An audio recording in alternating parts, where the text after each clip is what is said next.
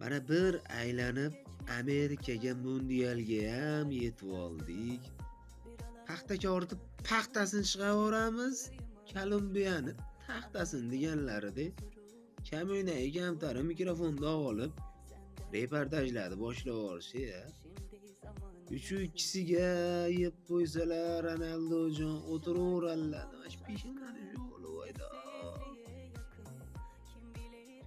O'zbekiston yomon ekan. Shomorodib u yoqdan bu yoqdan olib yurib aqa-baqa qilib. Endi shu desalaring baxtlaring baxt bo'lib, to'plaring tumaloq bo'lib, ana shu yerlarda, mana shu joylarda o'ynaveringlar. Biz ham o'sha paytda trendga chiqib qolgan blogerlar qatorida yuraveraylik. Salomat o'zinglar.